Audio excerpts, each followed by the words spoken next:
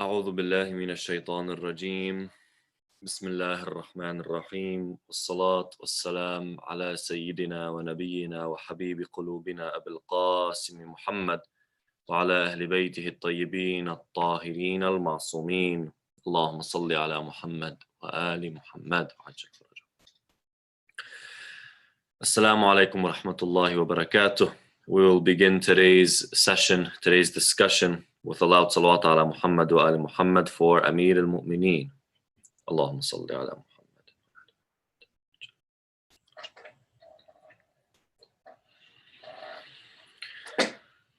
أعوذ بالله من الشيطان الرجيم. بسم الله الرحمن الرحيم. صلى الله عليك يا سيدي ويا مولاي يا رسول الله. صلى الله عليك يا حبيب الله. Peace and blessings be upon you, Ya Rasul Allah. Peace and blessings be upon you, O beloved of Allah. Sallallahu alayka ya Mawlai. وابن مولاي يا أبا عبد الله الحسين وعلى أهل بيتك المظلومين وعلى التسعة المعصومين من ولدك. Peace and blessings be upon you, Ya Aba Abdullah al-Husayn. Peace and blessings be upon you and your blessed progeny. Peace and blessings be upon you and the 9 Imams from your lineage. صلى الله عليك يا مولاي وابن مولاي يا أمير المؤمنين. Peace and blessings be upon you, O my master and the son of my master, Amir al-Mu'mineen. السلام عليك يا ولي الله. السلام عليك يا خليفة الله. السلام عليك يا إمام المتقين. السلام عليك أيها المغدور به. السلام عليك يا مولاي. السلام عليك يا من أظلمت الدنيا لفراقه وتهدمت بعده أركان الهدى. Peace and blessings be upon you, O Master of human beings on earth. Peace be upon you, O the Caliph of Allah. Peace be upon you, Ya Amir al-Mu'mineen, the Prince of Believers. Peace be upon you, O you who was the one that after his death the world darkened. Peace be upon you, O you who is the one after whose death the pillars of guidance fell to the ground. Assalamu alayka ya Mawlai. يا علي بن أبي طالب ورحمة الله وبركاته. لا حول ولا قوة إلا بالله العلي العظيم. إنا لله وإنا إليه راجعون. For the love of Amir al-Mu'mineen alayhi salam, let's have a loud salat ala Muhammad wa ali Muhammad. Allahumma salli.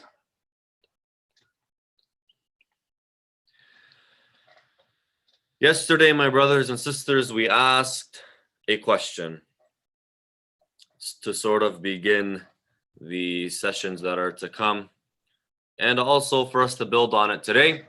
And the question that we asked, my brothers and sisters, is why do you worship? Although in the beginning just seems merely argumental, the premise of the question, my brothers and sisters, is extremely important to understand. And we said the premise of the question is this: will you prove the existence of God? You know that He exists. You know where the truth lies. What is that connection now between the belief that you have and the worship that you do? As in, why is it that after you believe, this belief has brought about something called worship? Where's the connection between the two? Where's the correlation between the two? Where you find that belief and action, yes, in the outside world, you find there's a direct correlation. But just because you find a direct correlation most of the time, it does not necessarily mean there's no incentive, there's no reason, there's no cause, there's no connection bridging the two together. As in, just because in the outside world you see that to every belief there's some sort of manifestation or action, that doesn't mean that to every belief there is an action that corresponds. Rather, sometimes you believe and the action does not sprout from that belief. Rather, they're mutually exclusive, where the action will come not necessarily from that belief. From there, we segued and said, well, why then do you worship? Is it merely cultural? Is it traditional? Is it something that our parents instilled in us? May God bless them for what they've instilled in us, which is not wrong. But is that now the incentive? Is that the reason that we worship? Or is there more? Is there understanding behind it? And we said the value of someone's worship is directly relative to the ma'rifah, the understanding that they have, the knowledge that they have. Jameel. We said each and every one of us should ask ourselves, is our worship merely robotic? When I say salat ala Muhammad wa ali Muhammad, for example, Allahumma salli ala Muhammad wa ali Muhammad, are they just words that come out of my mouth and I'm not thinking about what they mean? Is it merely robotic and reactive? Is our worship, we're just reactive, merely reactive to the stimuli in the outside world? One of them ultimately being the subconscious nature we have and the belief that we have that this is correct versus incorrect because of what was instilled in us. We more or less presented the question, and we said that worship, my brothers and sisters, is something that we morally see obligatory on us for many, many reasons, and you can put down many, many reasons. Before that, we defined what worship was. Before the reasons, before we laid them out, we defined worship, and we said worship is comprised of two things. When these two things come together, that's when you have worship. First is humbling oneself to something or someone, to God, whatever it may be that you're worshiping. Does not necessarily have to be God himself. Worshiping is A, humbling oneself to this being, one. And then two, or B, is with the belief that this thing or this being is the source of benefit and harm, the ultimate source of benefit and harm. So worship itself is comprised of an action linked to a belief. Jameel. Then we segued and said, to every action in the outside world, there is two aspects to it, or two meanings that you can derive from the action. One is a symbolic meaning, and one is the effect of that action on the outside world. So how it manifests itself in the outside world. We gave the example of going to school. If you go to school and you get a degree, that symbolizes something and it has an effect in the outside world. What does it symbolize? Your passion for knowledge. Your importance, the importance you see for knowledge. Jameel. What does it give you in the outside world? Well, a degree, ultimately a job, ultimately a livelihood. Worship does the same. We said that worship symbolizes something and brings about an effect in the outside world. What does it symbolize? It symbolizes thanks. It is the ultimate symbol of gratitude to the being that has given you. And that gratitude, that thankfulness, giving thanks, we said is a moral obligation on every human being. And the person who does not give thanks, does not give gratitude, is seen as immoral, unethical, and ultimately bad. Jameel. What does it give me in the outside world? Well, we said that worship is linking, connecting to the being that ultimately holds benefit and harm. Therefore, worship itself brings about that benefit and acts as a shield from harm. This is what we discussed, Taban. We went much more in deep depth than this, but more or less to jog your memory. Jameel, tonight, adding on to what we discussed yesterday, we're going to ask another question. Stay with me. Before I ask you the question, sometimes, my brothers and sisters, we think two words mean the same thing, but they don't. Especially in the Arabic language, there's nothing called synonyms, according to some ulama. We don't have synonyms. Every word has its own specific meaning. Even if they're very, very similar in meaning, there's one ultimate difference between the two words. That's why they have two words for those meanings. Jameel. In the English language, you can kind of understand it in the very same way. We have synonyms, but if you go deep down into the meaning, you'll find some difference. Jameel. Here's the question. I said all this to introduce the question. You are worshiping, but are you praying? Some of you are asking, like, what does that even mean? That's like, it's like positive and negative canceling out. Like, what does that actually mean? You are worshiping, but are you praying? We are not only asked to worship, well, we are asked to pray. Like, what is it that you are doing? Are you merely worshiping? Or are you praying? This question, my brothers and sisters, is also one of the most important questions. And out of the, how long we've been going for now, maybe 20 some odd lectures. Out of the 20 some odd lectures, this here is the question that we all need to answer. And it's probably one of the most practical lectures you're going to receive all of Shahr Ramadan from this humble servant. And if you want any lecture that is going to ultimately benefit you for the rest of your life, it's this discussion right here. Are you worshiping or are you praying? Jameel. Let me define the terms of the question so the question becomes clear. What's the difference between worshiping and praying? Well, we defined worshiping. And we said it's any act whatsoever. That means the two conditions that we laid down. What is praying?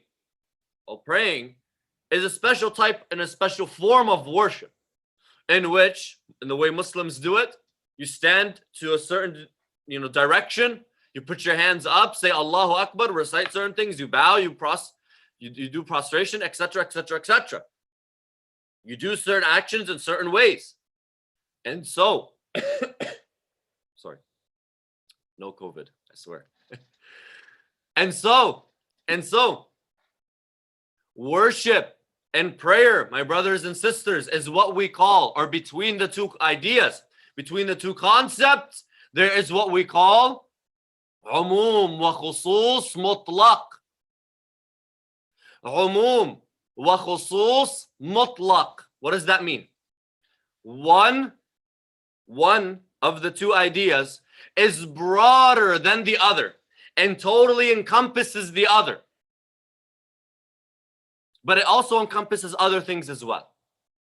Worship encompasses prayer, but worship also encompasses sacrifice, also encompasses giving thanks in any other way, also encompasses charity, encompasses many other forms of worship, because the definition of worship is broader than the definition of prayer. Prayer is a special form of worship.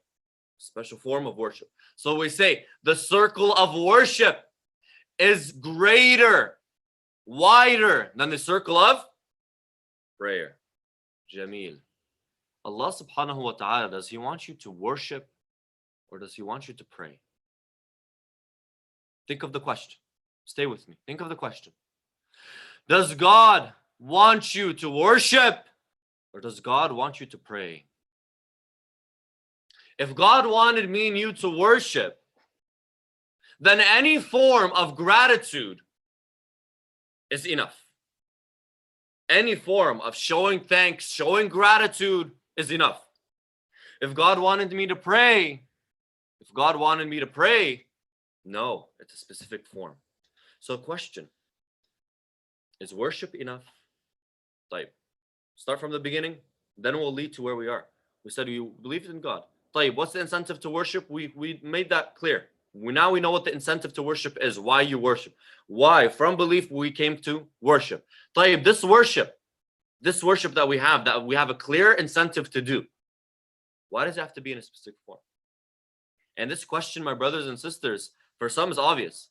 For other people, no. For especially youth. Well, what's the difference? Why do I have to do this in this way and this in that way? Why is it these little tiny things that I have to do that make my worship correct or incorrect? Why is God so, wal-'iyadh billah, why is He so picky? Why? What's the reason for this? Why do I have to worship God in this way? Why can I not be free in my expression of worship and gratitude? These are questions, my brothers and sisters, that are asked every day. And by the way, this idea of freedom of expression is one that is used and hijacked, honestly, especially in religion. That this is my method of expression. This is the way that I express myself. Why should I be confined to a specific way of showing gratitude? I can be a good person. I can treat my fellow brother and sister well, and that is enough for a religious person. Why do I have to pray in this specific manner? No, I can believe God in my heart. Religion is in my heart. I don't have to manifest it in one way or another. I don't have to follow the rules. I don't have to do this. Religion is in my heart. I choose. Look, what's the word? I choose to show my gratitude, my love for God and His religion in the way I see fit. I don't have to wear hijab. I don't have to observe hijab for the brothers. I don't have to pray. I don't have to fast. I don't have to go to Hajj. Religion is in the heart. And the way I choose to manifest that gratitude is entirely up to me. Freedom of expression. Freedom of expression. And so you find people use this term, freedom of expression, hijack it, and start to mold their idea of religion and the practical aspect of religion, behind religion, to their desires. Under this title, under this decorative term of freedom of expression. By the way, freedom of expression in religion is very limited. I don't want to say very, I'll say limited. Limited to the rules. Limited to haram and halal. Jameel, not every form of expression is halal. Not every form of expression is good and okay and accepted. We as human beings, naturally, in the free world that we live in today, with a world that gives you no limits to expression whatsoever, we know, morally speaking, there's methods of expression that are wrong. Even if they don't hurt anyone, even if they don't infringe on the rights of others, there's methods of expression that are wrong. But because this term is so easily said and so easily accepted as a reason to do whatever you want, it has made its way also into the religion as well, through the minds of people, through the way that people think, some people think. And so they come forward and they say the way that we want to express ourselves is our own choice, and therefore our worship is our own choice. And religion is in the heart. You don't know how many times I've heard that. Religion is in the heart, you can't judge me. Religion is in the heart, you can't judge me. You're doing haram. You are literally holding a sandwich that has pork in it. No, you can't judge me if religion is the heart. Brother, you're not observing your hijab. You're literally looking at another man's wife. No, religion is in the heart, you can't judge me. Sister, you're not wearing your hijab. This is actually haram. No, you can't judge. Everyone brings it about in this way. Like, how do we go about looking at this and discussing it objectively? How do we go about answering this for ourselves? We're not refuting and discussing and debating. No, we're talking to ourselves, and I'm talking to myself right now, quite literally, because the screen is in front of me, and I'm seeing myself speak. So how do I answer this question? With this example. Listen. Let's say we had a village.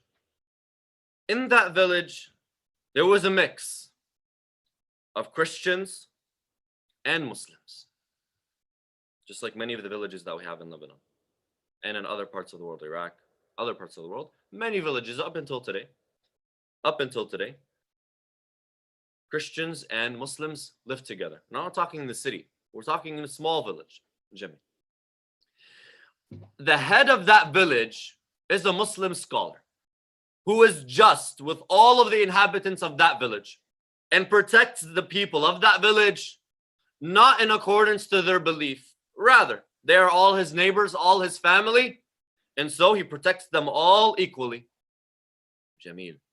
This person is a very pious scholar, as we said, and not just very pious, not just very, very pious, is very strict with his religion, as we all should be. Does not allow pork in his house, does not allow wine in his house, does not allow any haram whatsoever to enter his domain. What happens outside of his house, he can't stop. He can do nahi an al-munkar, but if the fellow Christian brothers and sisters or the fellow Christians there, they want to drink, they want to do this, he can't stop them. In his home, he does not allow it because his religion does not allow such a thing. Jameel. This village one day was attacked by the inhabitants of another village. They came to the wall of the village and they put that village under siege. Jameel.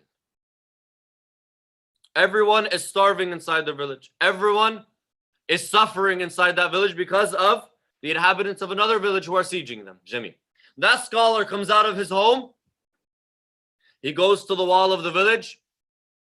He meets with the ferocious siegers or those that are standing in front of him, and he strikes a deal. And he saves everyone in the village, Christian, Muslim alike. Jameel. There's a point, so keep listening. They go back to the home. He sits in his home. All of a sudden, he hears the roaring of people outside of his door. He goes to the door, opens the door, and he sees everyone chanting his name. They all want to come in and thank him for what he has done. Jameel. He goes back into his home, sits down, and the people start coming in one by one, thanking him. A man comes in holding a wine bottle and presents it to the scholar as a present. Another man comes in and he's holding a pig. They're villagers, holding a pig. He presents it to the scholar. Puts it in front of the scholar in his home. Another woman or man comes in and they have, for example, a musical instrument. Presents it to a scholar. And lastly, a man comes in with a bowl of meat. What's that meat? Meat, pork. Presents it to the scholar. I want to ask you a question. This scholar right now, is he smiling or is he fuming? Or, not fuming, put fuming aside because he has akhlaq, right? Is he smiling or is he uncomfortable with the wine that's in his home, with the pork, with the musical instruments, and with the pig, najasa? Is he comfortable? Jameel. Obviously not comfortable. These are gifts. These are not symbols of gratitude. We said everything symbolizes something and has an effect on the outside world. Jameel. These are all not symbols of gratitude. That villager probably paid everything he had for that pig.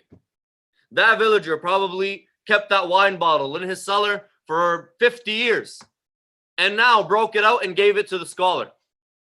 That person that killed his only pig made it into whatever dish he made it and presented to the scholar. That was his only pig. Are these not symbols of gratitude? Like, why is the scholar not happy? Because these symbols of gratitude do not correspond. What's the word? Do not correspond with the one that you are showing gratitude towards. For something to be considered the adequate symbol of gratitude, it must correspond with the person that you are presenting that gift to. There has to be some sort of correspondence or corresponding. There has to be some sort of equalness, or they have to match in some way. That's the word I'm trying to say. Fine. They have to match in some way. They have to fit together in some way. They have to be in one way or another counterparts of each other. The gift must be adequate for the one you are gifting the object to. And so this scholar, although he understands that behind it is gratitude and the outside world, is he happy or is he uncomfortable? Does he feel gratitude or does he feel insulted? Sometimes, my brothers and sisters, what we want to bring as gratitude can come off as an insult. As an insult. You want me to show you how it can also be more of an insult? Imagine one of those men comes in with a picture, wal-'iyadh billah, of a person, of a woman, dressed in a very, very, very provocative manner, and presents it to the scholar. Is that not insulting? More, put that aside. Let's say someone doesn't know that the Quran is the book for the Muslimin. This guy doesn't know anything. So he comes, he brings this person a Quran and an arrow through it. Wal-'iyadh billah. Thinking that Muslims hate the Quran. That Muslims think that the Quran is a pagan book. So what does he want to do? He wants to present the scholar. He wants to present the scholar with a symbol of loyalty. You don't like this book called the Quran, therefore I'm going to get you a Quran with an arrow through it to show you my loyalty. Not knowing that the Quran is the book of the Muslimin. There's gratitude behind it. There's gratitude behind it. He's showing his gratitude. But what's he showing his gratitude by doing? Insulting. Jameel. Jameel. So now we understand that the gift must be adequate for the one you are gifting this object to. Jameel. Jameel. This scholar, if he was to get an adequate present, it would have happened in two ways from these villagers that are Christian. Would have happened in two ways. By chance, or the person who wants to give the present asks, hey, what's an adequate present for this guy? To us, it's wine bottles. What is it for you? What do you consider valuable? They ask, what is an adequate present for the scholar? And who better than to ask than the scholar himself? Let's say they had to give a present. It was part of their tradition. They must, and the scholar must accept. The scholar says, no, I don't want it. And they persist. Hey, give me anything. Give me a cow. He wouldn't say something haram. He wouldn't say something insulting. He wouldn't say, give me a wine bottle. Give me anything that you have. Give me whatever, a chicken. Like now you know that a chicken is adequate because he himself said, give me a chicken. Give me a chicken. Like when it comes to our religion, my brothers and sisters, the same exact logic applies. The gift must be adequate for the one you are gifting this thing to. And who better than to tell you what is adequate than the person you're gifting to, the person you're trying to show gratitude towards. The problem is, my brothers and sisters, we think we understand God. We think that, oh, this works. Why do you think it works? Why do you think that this is okay to do? To you, this is okay. Sure, maybe if somebody did that to you, yes. But there's no comparison between you and God. We think we know God because, again, we humanize God. We subconsciously, consciously, we humanize God. And so we think that this is adequate. Why? Because I think so. Are you a God? Are you a deity? What do you know about what is adequate to someone that you don't know anything about. The same way that the Christians knew nothing about the pious scholar. So they insulted him. So they just insulted him. And even if the scholar got something, it was nice, but he knew it was just by chance. These guys didn't know what they were doing. They just picked something off the shelf. It has no value anymore. Because the symbolism behind it is gone. There was no thought into the present, the gift that was given. When it comes to our ibadah, when it comes to our worship, the same rules apply. Same rules apply. What does God want? Not what do I see fit. Not what do I see fit. What I see fit may not be what Allah subhanahu wa ta'ala wants. And that's why Allah ta'ala, He came down and He said, listen, you want to show gratitude? Do this. Pray 5 times a day. Pray 5 times a day, and I'm not going to make it hard on you. Give me 5 minutes of your day. Give me 5 minutes of your day during the daytime, 5 minutes at night, and give me 2 minutes in the morning. That's it. Before you go to work, pray and go home. Or go to work, sorry. And I want you to pray in this manner. I want you to clean yourself. I want you to make yourself presentable. I want you to stand up in this manner and do it in this way. Because this is the best. You want to thank me, this is the best possible thanking that you can do. And ultimately, that method is going to benefit you. It's not going to benefit me. And so, my brothers and sisters, for us to truly be worshiping Allah in the way that He wants, we must be praying. And prayer is the act that is done in the specific manner in accordance to specific conditions. In accordance to specific conditions with specific prerequisites. It has to be done in that specific way.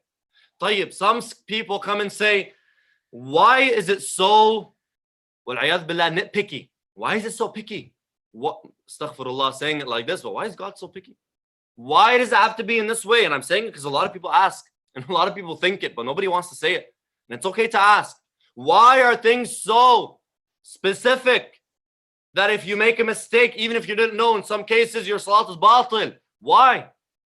Think of it like this, my brothers and sisters. This analogy perfectly serves us. These are the keys to my house. This is the key to my house. And this is the key to the hawza, right here. Sah, Jami. When you look at keys, they look quite similar. A little different, but generally speaking, the general shape of the key is quite similar. But if I took the key to my house and tried to put it in the door, in the lock of the mu'assasa, will it open? It wouldn't open. It's not going to open. It'll never open. Why? Because to every lock, there's a corresponding key. Similarly, if I took the key to the hawza and I tried to jam it in the door, my house, is it going to open? It's not going to. Jimmy, it's not going to open. If it's not going to open, then what must I do? I must take the right key and put it in the right lock. Although the two keys look very similar in their pattern, very similar, it's not that different. The keys have very similar teeth, very similar patterns. But if you take a microscope, you take a small measuring device or a very accurate, precise measuring device, you're going to see that there may be one tooth that's off, mathalan. That one tooth is stopping you from opening the door. The key to Jannah is your paradise. The key to Jannah is your salat. The key to paradise is your prayer. The prayer must be done in a specific way, just the same way that the key must have a very specific shape. Whether you knew or you did not know, taking the key to the hawza, to the house, is not going to open the door. Not to say that every mistake in salat that's done is going to make your salat batil. No, there are some mistakes that are what we call mughtafara. It's okay. If you have an excuse, you have an excuse. Others, no, you have an excuse, you don't have an excuse, it's batil. It's wrong, khalas, it's done. The salat is done. What I'm trying to say, my brothers and sisters, not just know the value of the salat, know that you're praying correctly. Know that what you are doing is actually salat. Know that what you're doing is actually salat. Somebody comes and says, this man has been praying for X amount of years, 3-4 years, mathalan. And he's been doing this wrong. Like, yeah, his salat is batil. I can't say anything more to it than that. Oh, so all those years went out the window. What was he doing?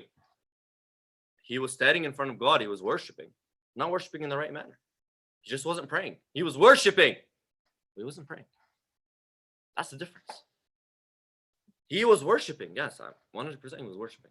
Maybe Allah Ta'ala will reward him for the fact that he's worshiping, showing gratitude. But is he praying? No. God asked him to pray, not worship. Not just worship. No, he wants you to pray. And so there are common mistakes that people do in their salat, and they don't know. And they don't know. And they don't know until after. So after they come and they say, Shaykhna, what happens with my salah? And I sit with look at this person. What am I supposed to tell? What am I supposed to tell? Salat's a batil for the last 4 or 5 years. It's difficult, but it's the reality. So there are things that people do that I'm going to point out right now. Right now, we're going to point them out. And if you're doing them, fix them. Fix them so that your worship is actually prayer and not just merely worship. Some of the most common mistakes, my brothers and sisters, happen in salat, but most of them actually don't happen in salat itself. Most of them happen before. As in, they don't get to the salat. They don't even get to salat. It's before. It's before. What do I mean before? In the simplest things like tahara, najasa, okay, wash yourself, fine. Wudu. Wudu is one of the most commonly misdone or incorrectly done actions in our religion. By young and old. Young and old. By non-religious and the most religious. And I've seen it with my own eyes. I'm telling you, I've seen it with my own eyes. Sometimes it's harder to watch the religious person do wudu. I'm not kidding. Literally. Sometimes it's harder to see the religious person do wudu and not the non-religious person. The non-religious person, type you understand, this person is not coming to the mosque. He's not in the environment. This religious man or religious sister doing wudu, it's the hardest thing to watch sometimes. Very simply, my brothers and sisters. Very simply. Wudu is the key to salat. Essentially, your key to heaven is locked in a safe. The key to heaven is locked in a safe. Opening that safe is the wudu. Open your safe, get that key, go to heaven, khalasna, that's it. Do it right. Do it correctly. How to do wudu? Very simply. Al-wudu ghaslatan wa mashatan. Wudu is 2 washes and 2 wipes. Very simply done. We all know how to do it. But there are common mistakes that we do. Number one is washing the face. Washing the face more than twice. Washing the right arm more than twice. And out of precaution, not washing the left arm more than once. These things are commonly done and I see them a lot. One time I walked into the house. I always tell the story when I'm discussing this topic. One time I walked into the house, I walked into the bathroom. This guy was probably 40 years old. He was doing wudu in the bathroom. And I saw him, he was washing his, I think he was washing his face and then he was washing his arms. He washed his face literally like 5 times. And washed his arm, both arms, so much that the mirrors were wet. And by the way, this guy was bald. So I don't know how he's going to wipe on his head after. He was bald, so everything was wet. The walls, the ceiling. Whoever came after him thought that there was a water balloon fight in that bathroom. I'm not kidding. If somebody walked in, they would have thought there was a water balloon fight in that bathroom. This man was washing everything, not just his hands and face. When I looked at this person, I said, why are you doing all of this? I just look at him and I'm just dumbfounded. Just wash your face. Wash your arms twice. Simple. Another common mistake, my brothers and sisters, is getting new water to wipe. Put your hand under the sink and then wipe. No. It's with the residue water. Tayyib. Another common mistake that many of us do, and I'm sure, statistically speaking, 50% of the people that are watching do this. Yes. Statistically speaking, I found almost 50% of people that listen to this discussion do this mistake. When you're done washing your left arm, how do you turn off the sink? If you turn it off with your right hand, when the sink is wet, you essentially introduce new water onto your hand. You can't take that water and wipe now. So how are you shutting off your sink? Are you shutting it off with your elbow, right? Or are you shutting it off if it's one of those ones that you lift up? Are you shutting it off with the back of your hand? How are you shutting it off? If you're shutting it off with your hand, you're pretty much messing up your wudu. Because again, you're introducing new water. If that tap is wet, if it's not wet, it's dry, something different. But 9 times out of 10, it's going to get wet. When I shut it off with my hand, like I can't use this hand to wipe anymore.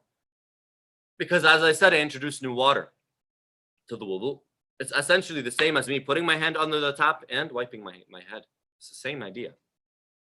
This mistake is so common. I see it with the elders of the community. So watch out from this.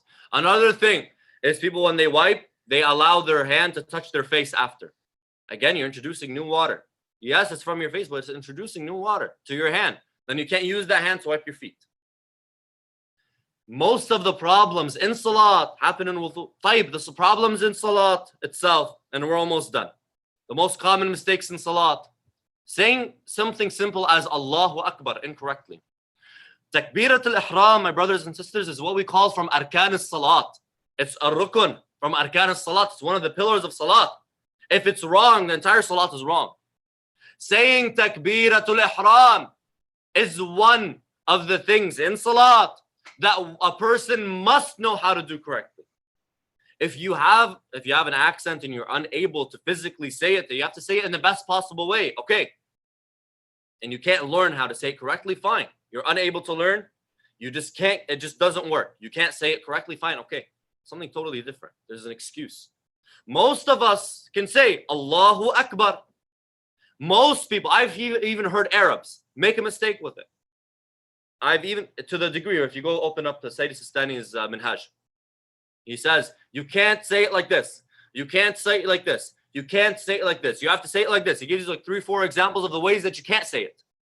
Because it's so common, even amongst Arab-speaking people, to say it incorrectly. Make sure you're saying it correctly. Similarly, another mistake is in ruku' and sujood, people moving their hands, moving their feet. One of the conditions of ruku', one of the conditions of sujood is that you have what we call tuma'nina, al-istiqrar, that you're not moving, that you're not jittery, that you're not moving your hands to a point where somebody actually says you're moving. Slight movements are okay. But moving to a point where somebody sees you and says, okay, Tayyib, he's moving, he's playing with his beard. Oh my God, doing wudu and playing with your beard, you see it. Or playing with your hands, they're playing piano while they're doing ruku'. Brothers and sisters, it's funny, but you see it. You see it a lot. You can't move your hands and feet. Especially in sujood, you can't be lifting your hands, feet, toes off the ground. Because this is what we call the masajid al-sab'ah. These are the 7 things that must be touching the ground the entire time for the sujood to be correct. For the sujood to be correct. Again, common mistakes. Another one is reciting Surah Al-Fatiha incorrectly. Oh my God. With all the respect to all of my brothers, all of the scholars, even scholars, some people, some of those who wear the amama, even make mistakes with this. And I'm not kidding. And I'm not saying this as a knock on anyone. But I'm telling you as how bad it is. How bad these common mistakes are. If people that are wearing the amama are making mistakes in these, then the common person surely is. I'm saying this to emphasize, not a knock on any of the scholars, not our maraja, no. Not a knock on them whatsoever. But some comments, mu'ammamin, they don't notice, they make this mistake. And it's common, so common. So it's very common to see the layman's person as well, the normal person, the religious person, also make this mistake. Surah Al-Fatiha must be said correctly, pronounced correctly. Makharij al-huruf must be done correctly. The way that the harf, the letter is said, must be done correctly as well. Again, these are common mistakes, okay? So just brothers and sisters, although you've been praying maybe for 20 years, sit down with yourself. Sit down with yourself. Ask yourself, am I making one of these mistakes? And do this. Go on YouTube. Find somebody praying, or one of the scholars praying, one of our scholars, not just any person, one of our actual scholars praying, and see. Am I doing it correctly? Am I saying it correctly? Listen to someone reciting Surah Al-Fatiha. Am I saying it the way he's saying it or she's saying it? It's a sister. It's a sister listening to another sister. Am I saying Takbirat al-Ihram correctly? Ask yourself these now so that you don't ask them later. So you don't ask them later.